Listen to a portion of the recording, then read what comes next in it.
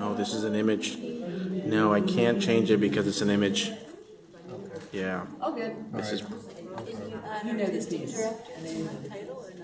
I don't. I can ask, but We could just announce it. yeah. Just announce it.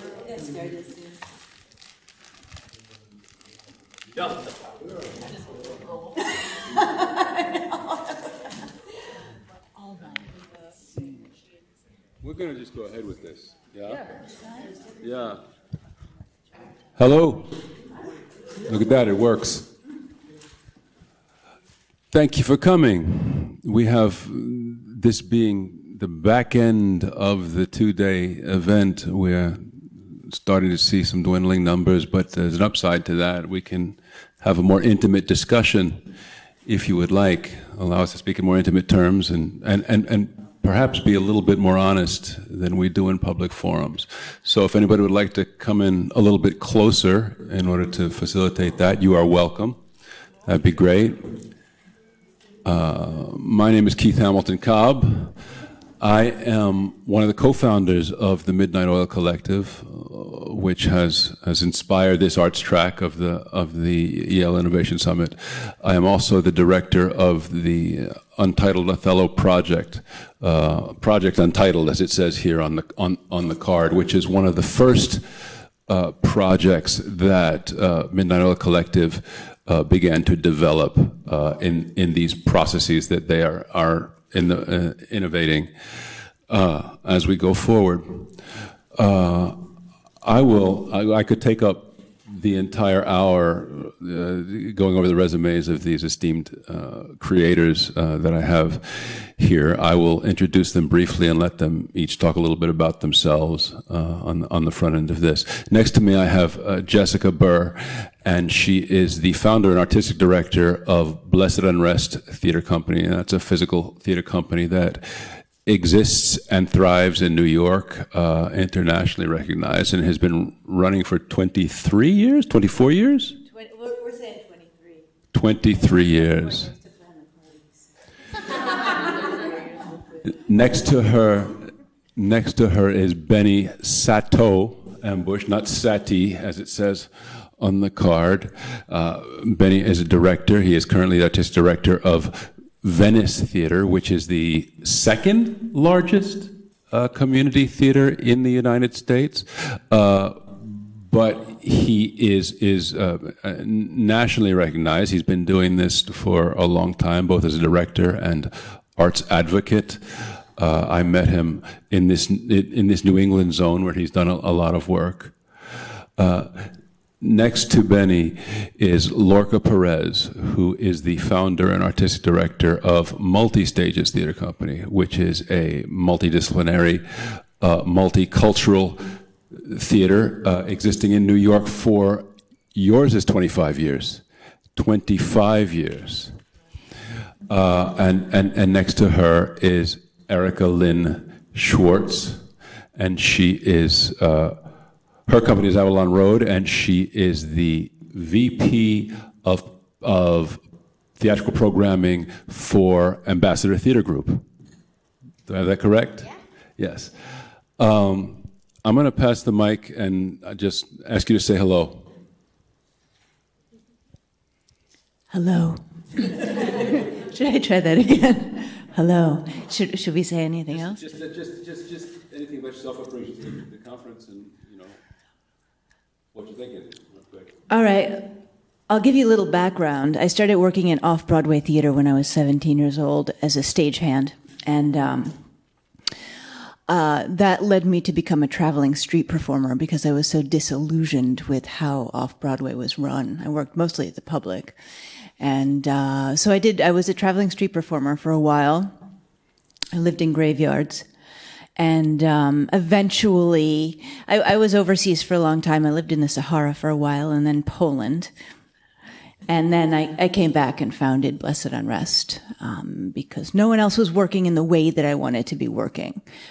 So that's why. And we're still going. I'm just a theater guy, been at it for a long time. I'm a director, producer, educator, and I've worked most of my life in the professional arena and the academic arena. I'm fairly new, working fully immersed in the community theater, one corner of the theater ecology.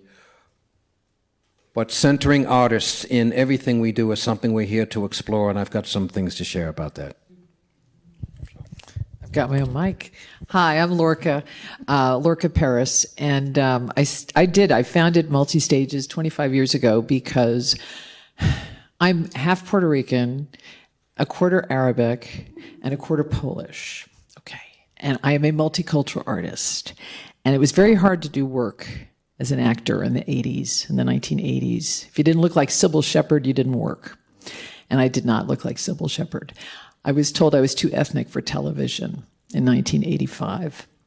So I had a lot of friends like me, and a lot of playwrights and people who needed work, and we all needed work. And so I said, let me start a company. And people said I was out of my mind, but I really wanted to do it. And we wanted to bring in new works and artists that we didn't know. I wanted to discover them. So we started doing what we called blind submissions for contests. And then we created a developmental series where we would take a play from the page to the stage, of course, and take it through the journeys that it needed in its development, working directly with the playwrights. This is all grant funded. I wrote every grant. Didn't get them all, but got a lot of them. We've had some really great successes. A lot of the playwrights, I mean, at this point, we've worked with thousands of people.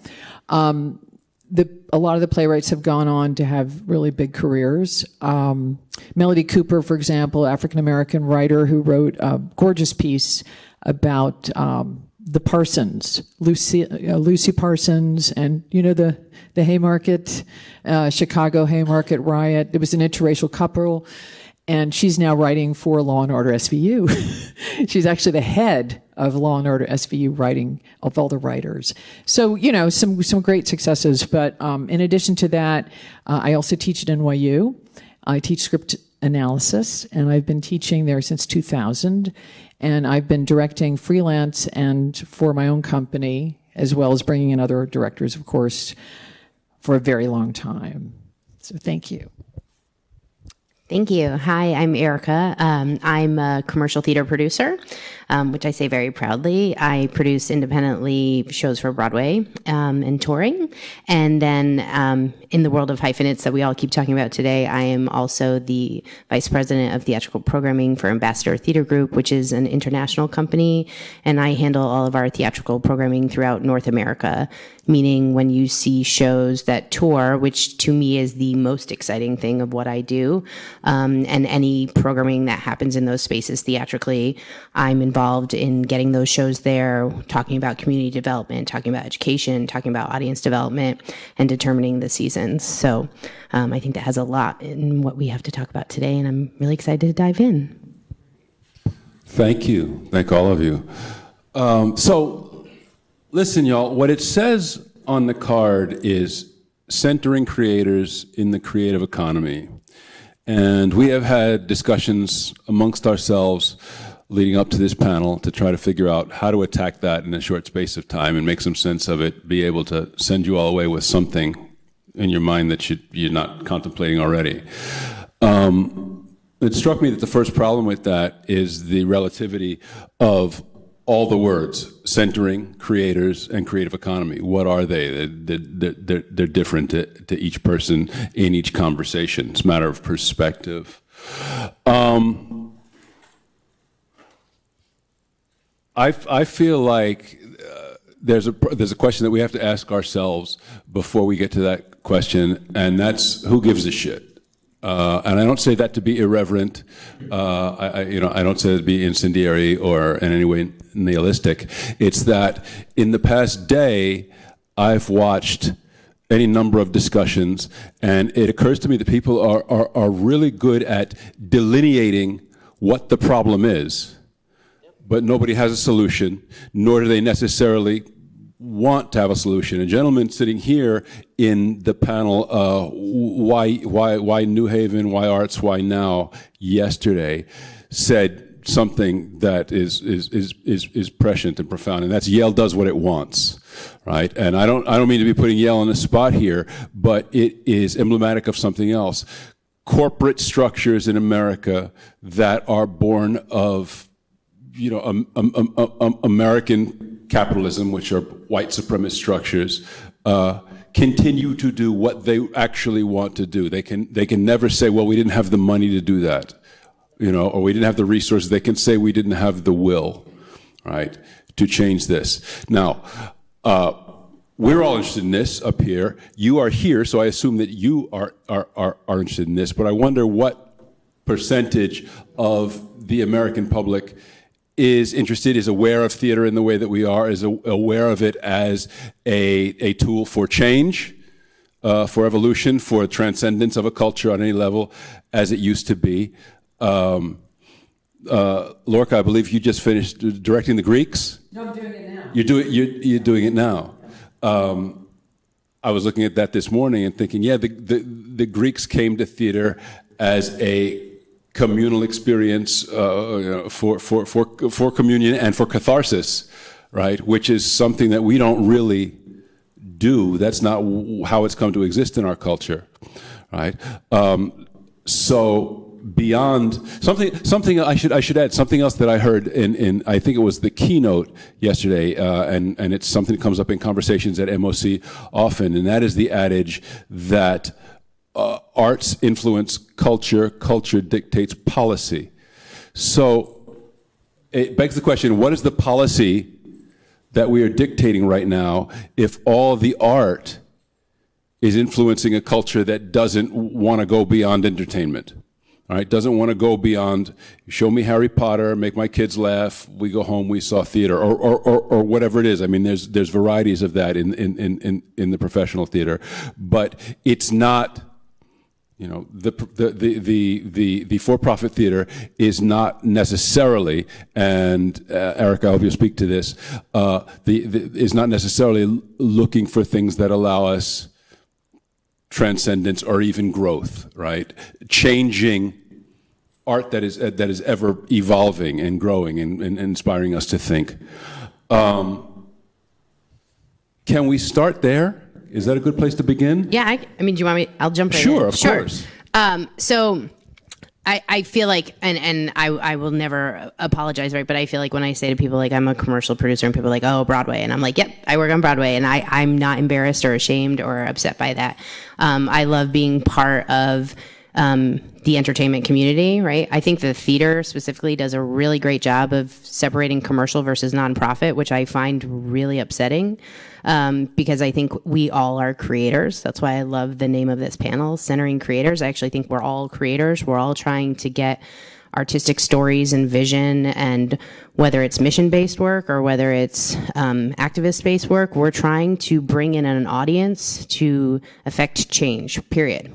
Sometimes affecting change is just entertaining people for 2 hours and giving someone permission to laugh or giving someone an escape from their day. And I take great pride in that. And I think that there's no shame in our field of entertainment, right, as being just used as a release for people.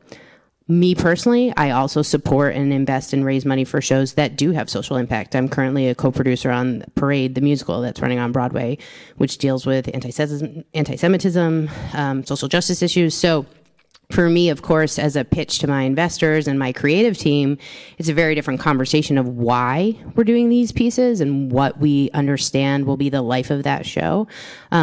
We do live in a capitalist society. We are in a creative economy. And so we have to have very real conversations about how those things can and do and should coexist.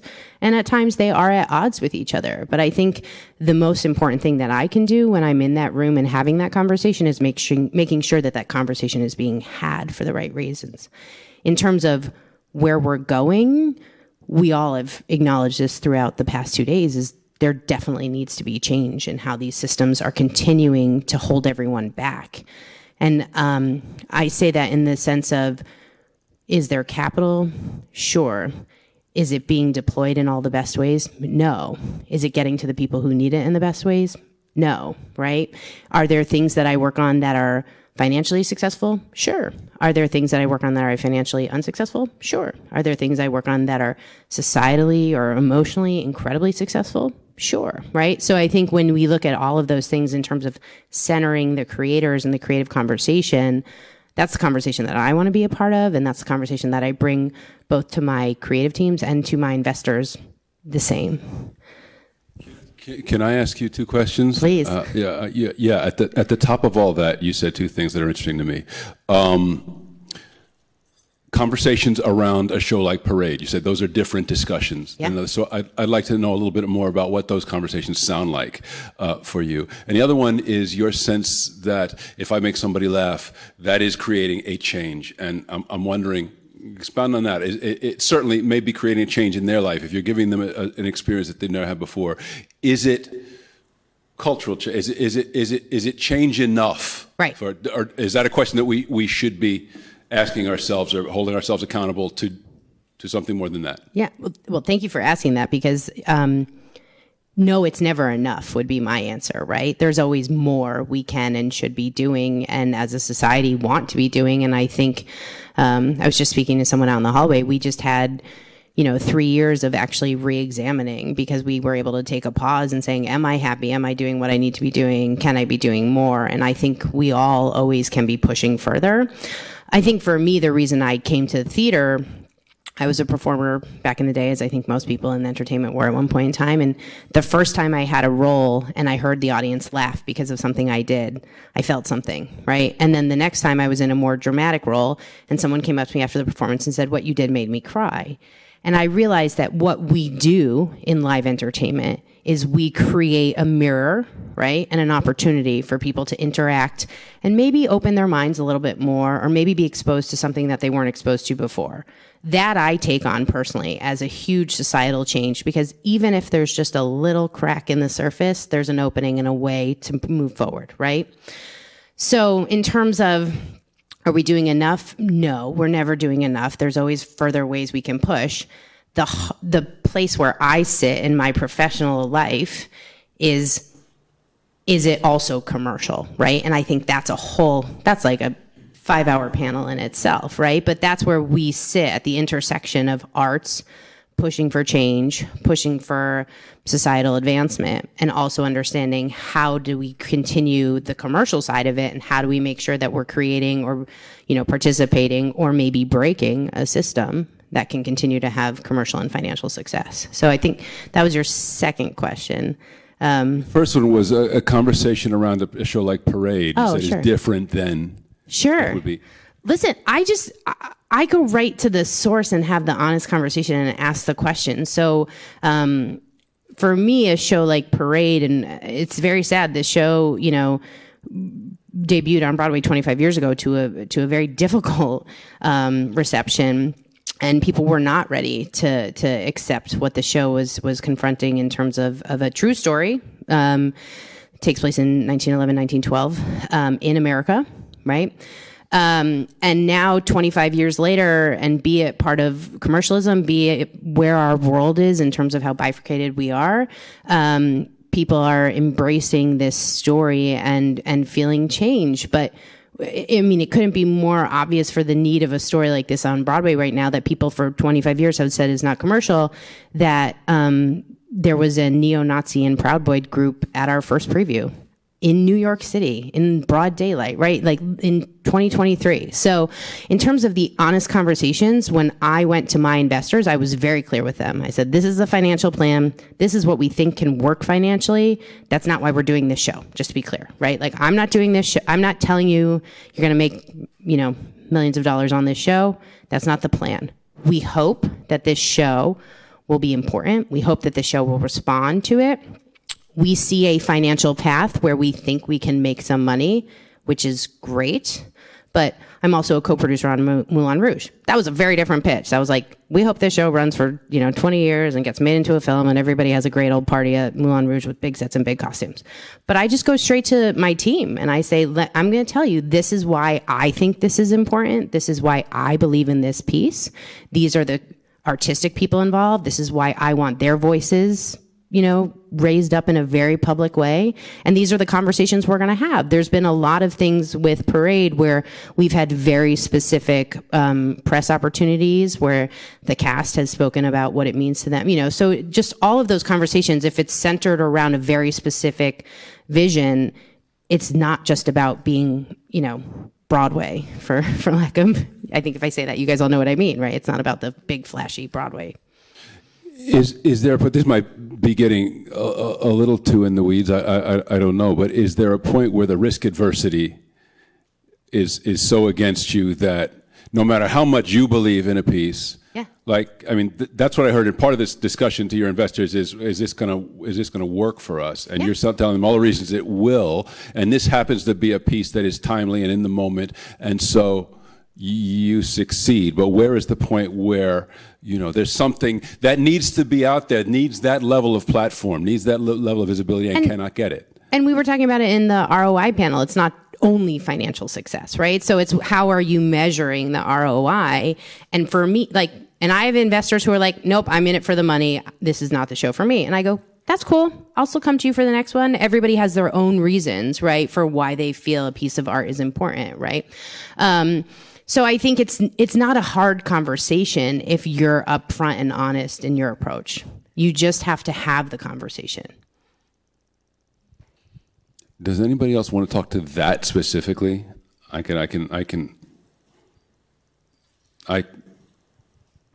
Yes.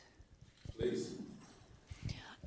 I'm going back to your original prompt, and I think that it's a larger problem, for lack of a better word. And the problem is that as a society in the United States of America, we do not value actual art.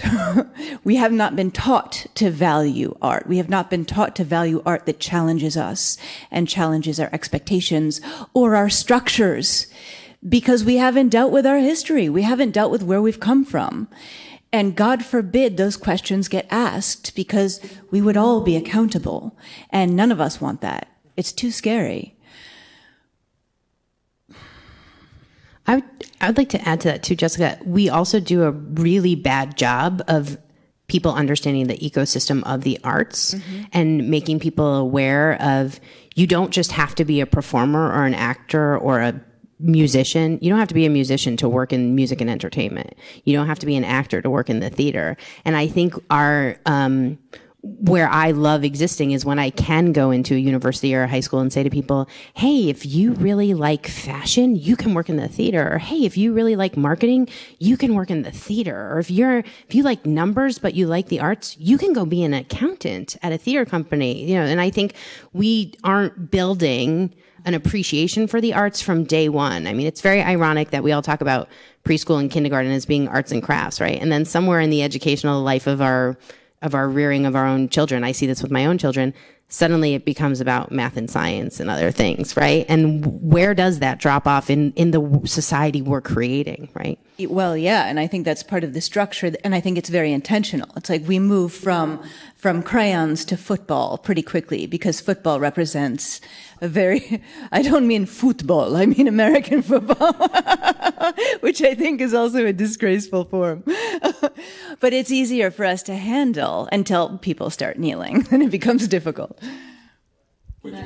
Which, yes, you may. I was just about to say, it sort of gets back to the question of who actually cares, right? If we are not, influencing the youth, providing them with an arts education commensurate with what it once might have been, there is no incentive to engage or to discern what is good art versus something else. Please. Well, that's Mr. Holland's opus, right? Mr. Holland's opus. The Richard Dreyfuss film. Yeah, but that's actually based on a real story that came out of music and art, New York City, later LaGuardia Performing Arts, and the idea to be able to give instruments to every child who needs an instrument. Or, I think it comes back to, I was on a town hall panel just recently about what's happening to our institution and what's happening to theater, and how young people are not experiencing theater, and whether it's Moulin Rouge or Parade or anything. These kids don't even know it exists. And how do we actually get them there? And I liked hearing what they were saying, that Long Wharf has taken on this new initiative to come into the communities. We were talking about the Puerto Rican theater. Miriam Colon started that many years ago, where they would travel, Puerto Rican traveling theater. They would travel to different communities in New York. I think in New York we're very privileged that way. But even so, Broadway still doesn't really go to the kids. And to get the kids to Broadway is expensive and takes a lot of insurance and a lot of parents who say it's okay and somebody to, it's difficult. So I think we just have to find another way of introducing young people to live arts. And I think it's not just theater. I think it's music. It's a lot of, all of the arts, I think, are in trouble right now because of the access to the internet, the access to immediacy on your telephone, and people forget to sit in a room with other people, which we haven't done for a few years. We need to, reestablish that as a norm. Jessica, you were speaking to that very thing, that idea of creating art. You're in a performance space. You have your audience, and you're doing the art while educating the audience in theater awareness. Oh. And that gets complex, but yes. And it's about quality. And people say, well, you can't judge. You can't judge someone's art. Well, I disagree.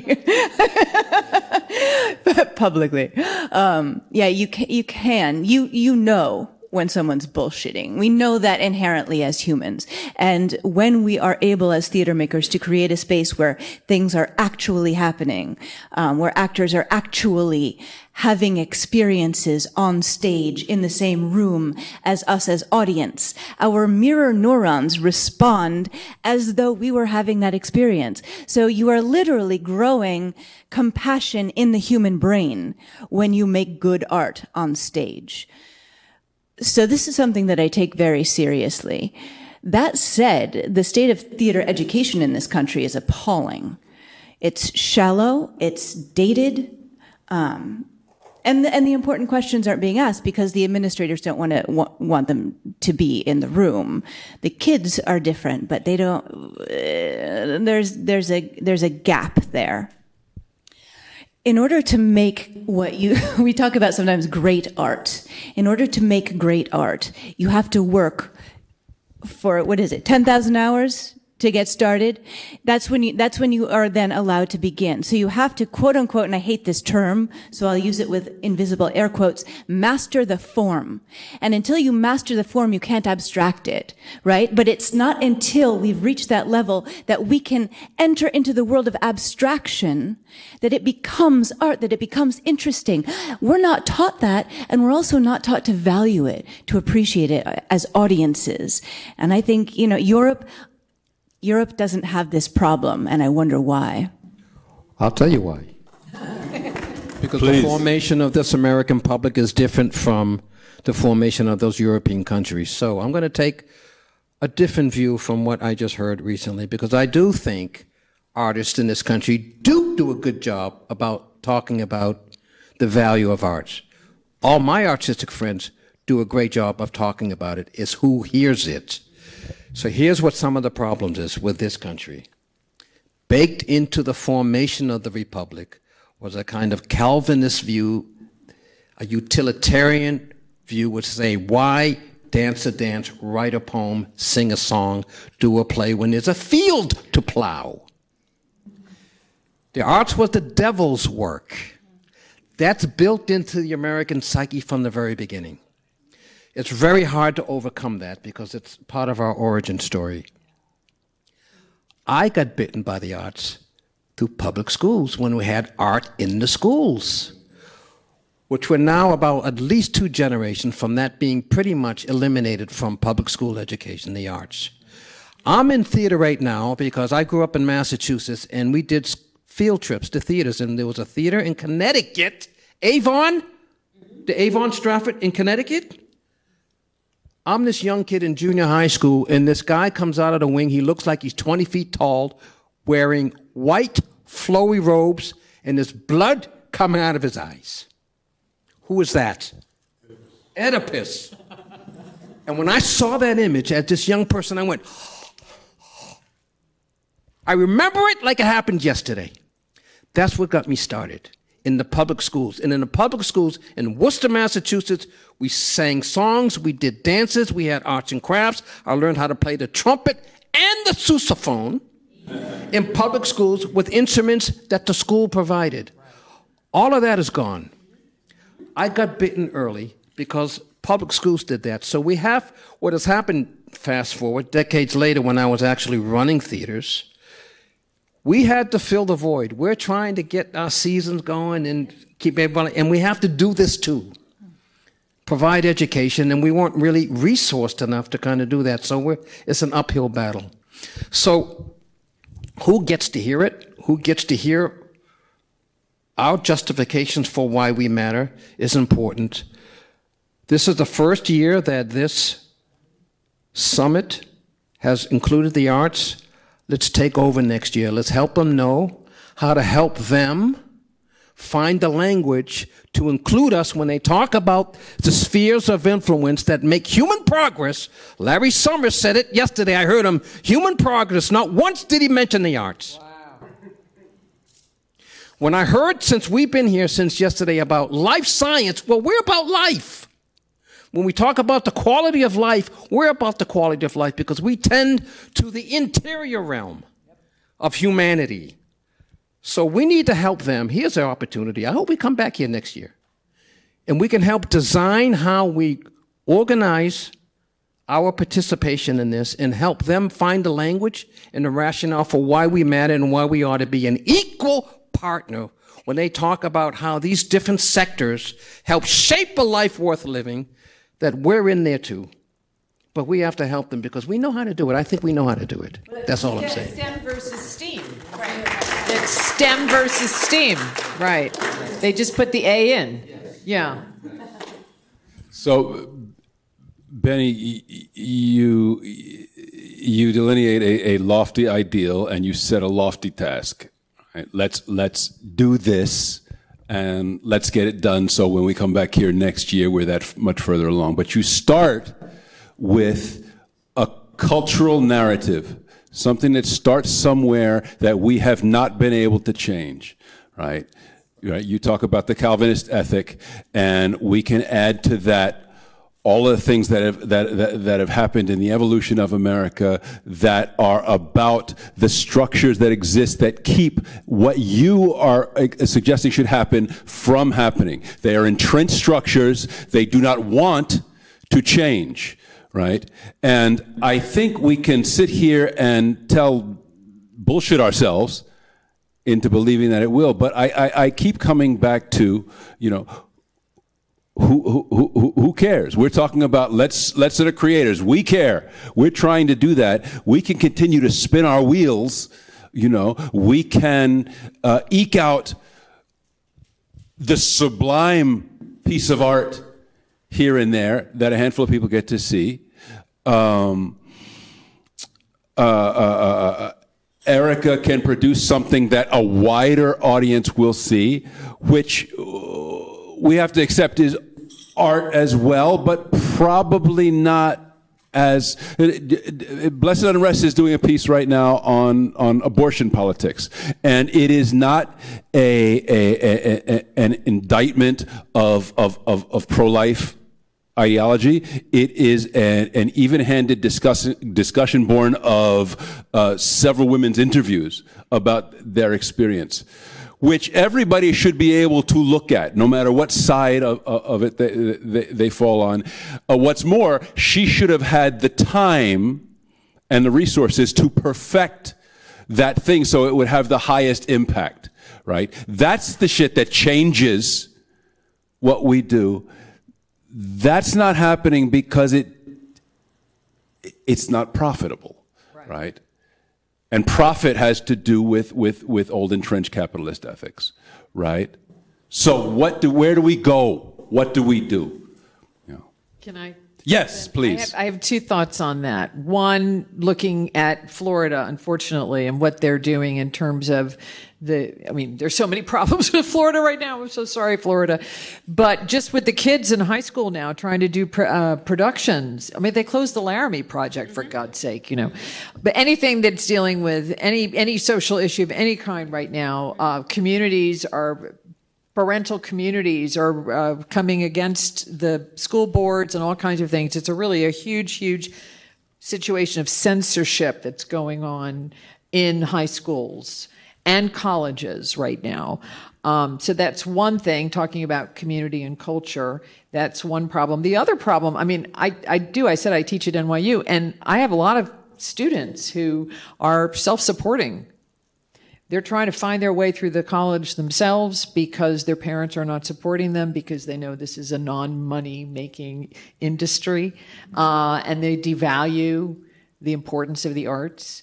And I think that's always an issue for a lot of families. They want their children to be doctors and lawyers and professionals, and they don't understand why the arts are important or why it should be a secondary, course, not your major. And so that's also another way of reviewing how we see the arts as a viable part of our existence. Celebrity, our culture. Yes. Yeah. That is celebrity. Kim Kardashian. I would just also offer up to that, because one thing we've been talking about is, what is our challenge? And if we, I would love to be invited back next year. And if we're all here next year, I hope the conversation is how we as an industry come together. So one thing that really frustrated me during the pandemic is I was in Massachusetts at the time. I was running the Colonial Theater, and all of the nonprofit arts groups were giving numbers to the Massachusetts legislature about the impact that they were having. And I kept calling and going, do you want our numbers? Because I can make $1 million in a week, right? I can have a big show come through. I can have Hamilton come through, and that's probably going to be $2 million of creative economy that's gone.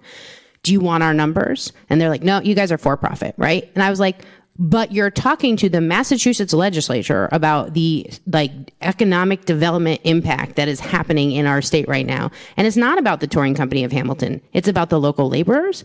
It's about the restaurants. It's about the dry cleaners. It's about all of the creative economy that we create. The theater industry and the arts industry does a really shitty, and excuse me for my language, but we do a really shitty job of promoting ourselves as part of a larger economy, right? We talk about the creative economy as though it's over here, but really the larger economy, true in Massachusetts, true in New York, the creative economy in Massachusetts and New York brings in more money than all sports teams combined, right? Everybody, we all know this. When you say this to someone outside of our sector, they're like, no, there's no way. And I go, let me break it down for you.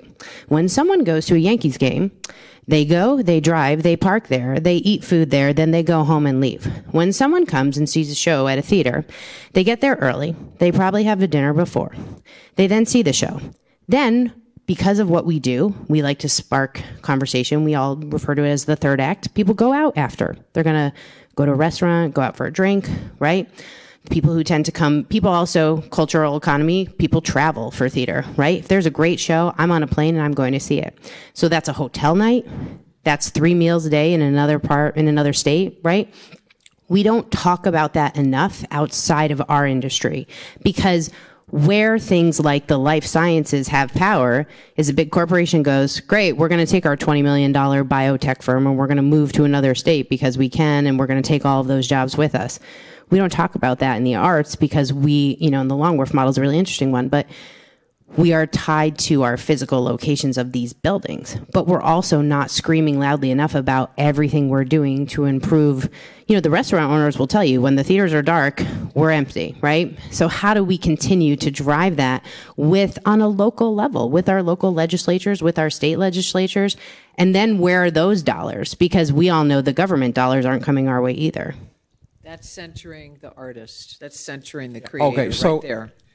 But the information you just said, we've been saying this for 40 years, those facts. So it's not like we haven't been saying it, and maybe it's the appropriate ears on hearing it and whatnot. So going local, I'm going to talk about New Haven because we're in New Haven right now. The governor was here yesterday, and the mayor of New Haven was here yesterday. So part of the equation here is political, because money follows politics. So we can start something here as a test case for the nation. since we already have that connection with the political infrastructure of New Haven, you've got probably the biggest employer in New Haven right here. Is Yale like the biggest employer?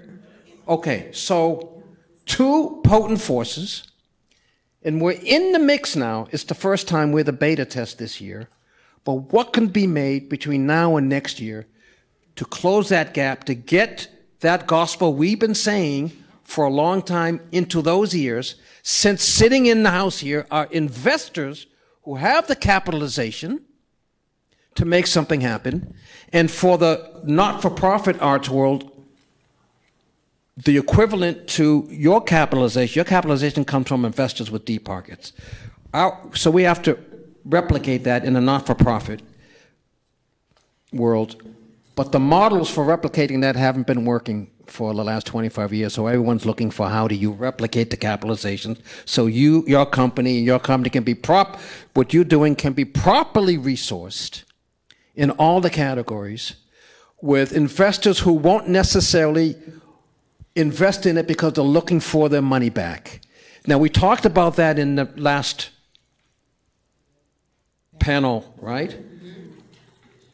And in Silicon Valley, the fail rate is probably greater than it is in your world. But nobody ever talks about that, so they mention that there. So maybe it's where these conversations need to be had in front of those sectors who can make something happen, who have political power and have access to capital. So, I don't know. I think Midnight Oil Collective is building a model right now that's amazing, that merges venture capitalism and the arts, and this has never been done before because the arts have never been seen as something worthy of venture capital investment. And that's a mindset that has to change because the value, you're not necessarily going to get your money back. I run a not-for-profit arts organization, and the more I produce, the more money I lose. That's my model. It's appalling, and it's true, but I continue to produce because I would evaporate without that. But the social benefit is huge. Yes. The social benefit is huge. The social benefit. Kind of currency that matters. A different kind of currency that matters. Sorry to cut you. I didn't mean to. No. But you got me excited now. You got me going, so I'm going. But this comes back also to education, where we begin. I'm also a teacher. I have theater students, who cannot make eye contact, let alone handle touch. As human beings, we are all inside of a body. There's nothing we can do about that. We will remain inside of a body for the entirety of our lives. As Americans, we don't like to deal with this. And we are not taught as human beings in this country to deal with this fact. Theater can help. We are the ones who can help. We are the doctors of, like you said, the inside, the heart. How's your soul doing? These are the tools that we work in. But again, they have to be valued, they have to be recognized, and we have to find language around how to do that. Church say amen. And a woman too. Erica, you talked about the place to come together to bridge the gap between. Well, at least I thought I heard you saying there's a place to bridge the gap between profit and not-for-profit, and I'm interested in what that is. Is there a place where the money people actually start to identify, yeah, this is good for me because it continues to create this wealth, that is the American way, but yet there's this thing that I can do for theater. There are these other ideas happening that may never have the opportunity of something that is obviously commercial that comes to me that I can help to perpetuate. Is there a space for that? Is there a way? Is it something that happens? Is there a space today? I think they're the seedlings of it, right? I think all of us are saying it's broken, right? No matter what discipline we're in, no matter where we enter this conversation, we're all saying what we're doing is not ultimately working, right? And I can say that about Broadway and how I raise money. I mean, one of the earlier panels, people were talking about, thinking through the projects and the return on investment and everything. And I was sitting there going like, yeah, I have a lot of shows that I'm really proud of right now, but I say no to 90% of the things that come across my desk, right? Because ultimately, at the end of the day, in my day job, I report to a private equity firm. And then in my personal producing, I report to my investors, right? And I have to understand the economics of that. I've straddled commercial and nonprofit my whole life. I've worked for small non-for-profit companies. I started at Goodspeed Opera House. I grew up in Madison, Connecticut, down the street. And so I'm very used to both models. But what I keep hearing us all saying collectively is it's not working. And I'm thrilled. I mean, when I first heard about this and someone said, oh yeah, there's this innovation summit at Yale. And I'm like, oh yeah, another fintech finance, thing, I'm sure. And they go, yeah, and there's an arts panel this year. And I was like, please sign me up. I just want to come. Right. So I think the advocacy that we're doing for our own industry is the first important step, right? But Benny, I'm so moved when you're like, yeah, we've been saying these statistics for 30 years. It's who's not listening and why. 40 years, sorry, yes. And I think the answer to me is, why are we self-selecting ourselves as verses, right? Why are we existing in this competitive space? Why aren't we saying like, hey, if it's not working for you and it's not working for me, then let's throw it all out. And let's start over and let's think about what works. If I think from a commercial aspect of some of the shows that have really knocked it out of the park, I mean, you'll now know how old I am, doesn't matter. But like Rent was the show that made me be like, yes, this is my world. I'm seeing something that is social change, that is for my generation, that is commercial and making my parents go, what's going on, right? What are you playing in your room? What are you listening to? And so I do think like there are those tent pole beacons of things. Obviously, Hamilton's doing that for the next generation, and there are shows that are commercial. But it is where we're talking about is where does it start? And most of that has started in the not-for-profit. But why isn't there a world where we're all together from the start, right? Town hall time. So, for next year, let's have an extended panel to have all the partners underneath the umbrella of the entertainment industry, because we're different sectors. So you're in the commercial world, I'm come out of the not-for-profit professional world, but right now I'm in the community theater world at Venice Theater. We're partners too in the same ecology.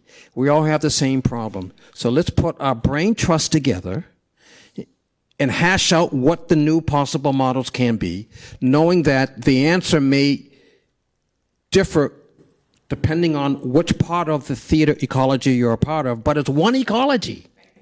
It's one. Many different parts and many different models, including the small ensembles who are independent, like yours.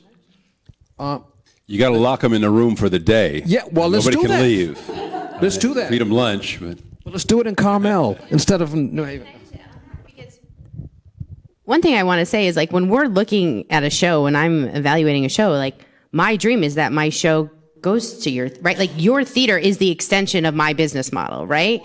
And in the same regard, like what you're talking about is in bringing in new ideas and new voices, right? It's like, it's so like, we're all having these conversations, but we're having them in a silo and we're going, how do I do that? And it's like, well, there's a person right to your right who can probably tell you how to do that. And so that's my hope for the next generation of how this, industry moves forward. The ideas are here and the people are here. It's the systems around us that is like, no, you can't do it that way. And we're all like, in the previous panel, someone was like, really? Do we really, does it really have to work that way? And I think we're starting to really ask those questions. And I'm like, the walls have to come down, and they're starting to, but they need to more because we are a huge web, and the power of that web would be indestructible. No walls here. So let's keep going. absolutely. Absolutely. Can we talk about centering? Sure. Go ahead. Really, we've been talking about problems and things. We haven't really talked that much about, what does it mean to center the creator? Right. Well, I was going to, if I ever got there, I was going to talk about things we came up with in the Zoom. And start there. We had been talking over Zoom about what this might mean, and I said, what is the first, when you say centering creators in the creative economy, what is the first thing that comes to your mind? What is the first thing that might work? And Lorca came up with collectivism. Right? Can we collectivize resources, labor, spaces?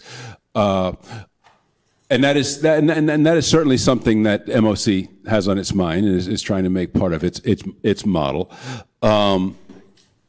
It's nothing new. It's like what Benny said. It's like this is something we've been talking about for a long time. I don't know quite what makes it work in a way that is big and perpetual. You know, Benny had offered more artists in governance, more arts people on boards, and Erica, we talked a little bit about that and whether or not that was actually a viability, if that was something that could actually go. So you may want to speak to that in the time that we got. And the last thing, Jessica was talking about claiming agency irrespective of entrenched structures, and that is a big MOC thing. Why do we keep saying we can't do it that way? Why don't we just do it another way and then deal with whatever those consequences are, whoever comes at us? You know, let's just start to do it because success will prove the concept, right? How do we begin to do that? How do we get out of this mindset that we have to, you know, and that has to do with education too. How we begin to educate our young people to think and believe in their own ideas, right? And assume that agency. So there it is.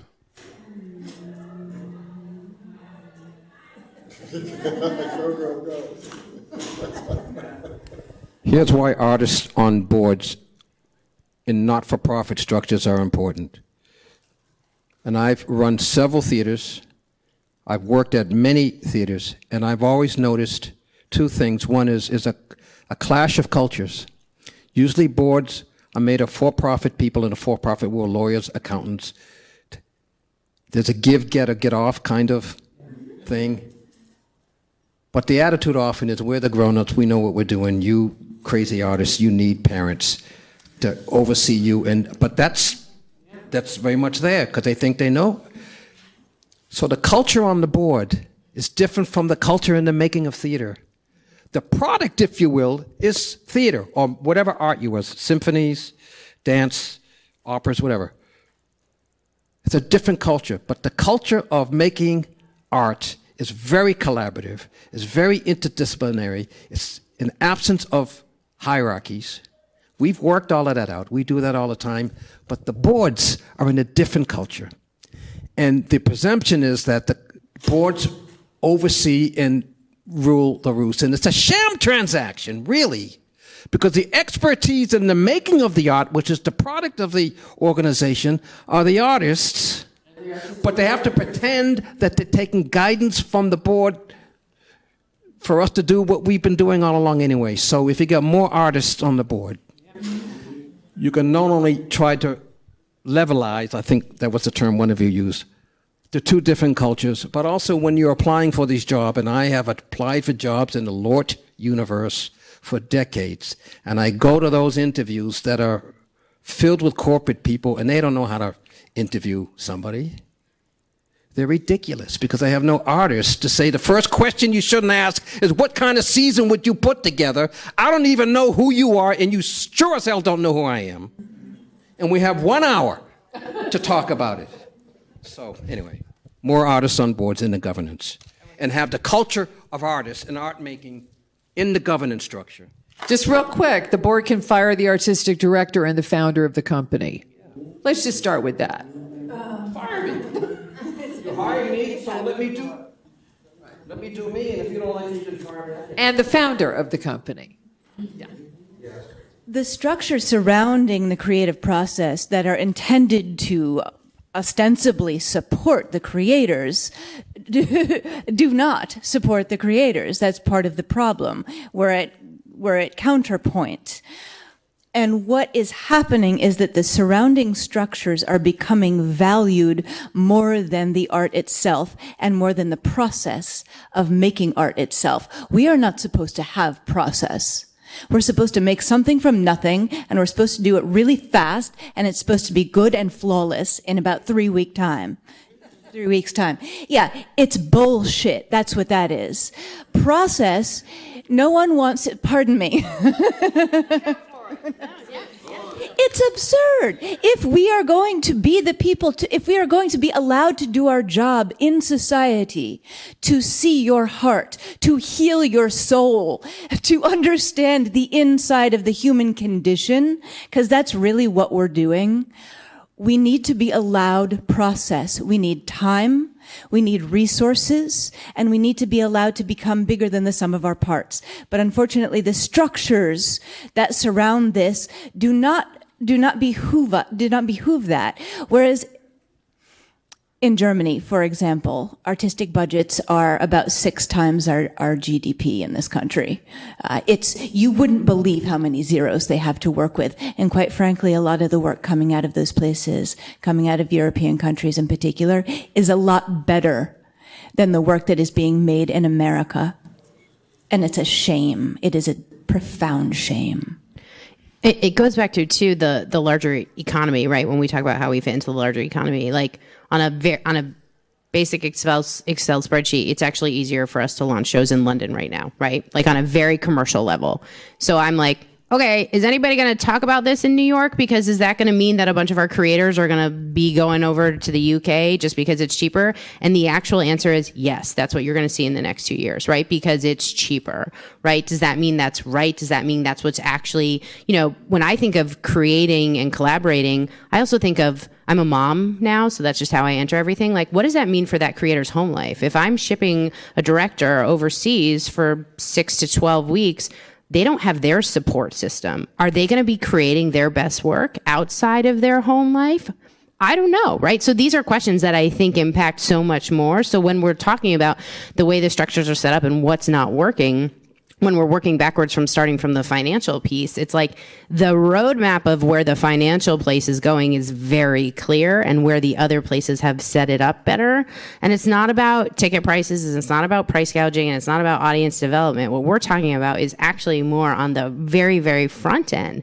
And for me, again, it goes back to that very, very honest conversation. The first thing I do when I meet with a new writing team or someone is I say, what do you need? What do you need?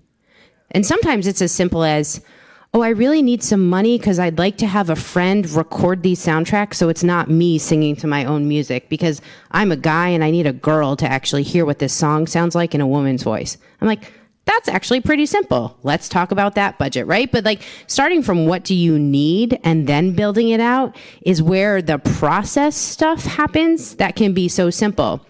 But I also recognize that I'm in a very lucky position that I'm able to do that financially because I've made some really good strategic investments. And my husband and I decided, okay, and I'll say it, it's something I say very publicly, we happen to be very lucky that we were given a small piece of Hamilton to invest. And so what we said is we're going to take this money and we're going to support new artists. That's our way of creating future, right? So the money that we get in from Hamilton, we put aside, and then when writers come up to us, we say, what do you need? It doesn't have any attachments to it. It's a simple thing. But on the opposite side of that, I can't put a 29-hour reading up every other month because that costs $50,000 in New York. That's crazy, right? The artist can only work for 29 hours and get a presentation, including the presentation. So it's looking at like, there are just ways that the financial structures are dictating that is not centering, to speak to this panel, and not supporting. And that's where the scary intersection of the conversation that we all need to figure out, like, what's going to happen next. We have to stop honoring the structures, right? I mean, at some point, you just have to say, no, we're not going to do it that way. And that's the unions, too. Yeah. Just speaking to Jessica's point about the need for time in process, I just wanted to make sure everybody knew that the Midnight Oil model is to take, say, 25 ventures, put them in a portfolio, say to the investor, we've got 25 ventures that are all looking for some sort of fruition. We don't know what they're all going to be, but we want money to allow them the time to get wherever they're going. If you invest, one of these, two of these will be a Hamilton, right? Invest in the portfolio, and a couple of these will pay for everything else, which will allow everybody to have the process, the length of process, and the support in process that they want. So we're going to see how that bears out, but that is the goal. We have used up like 99.9% of this time, is that I can offer you like one question from the audience, one burning question that someone can answer. Yes, sir. It's not a question, it's a comment. I have to speak to what was shared with us by both Benny and Jessica. I think to go forward, we have to go back. I grew up at the same time you did. I'm a pianist. I've been on stage for the last, many years, 73. And I still do that. And I teach. And I musically direct. And I conducted on Broadway. And I've been a producer. And I've done all of that good stuff. But man, if your artists don't know their heart and their soul, then tell them to go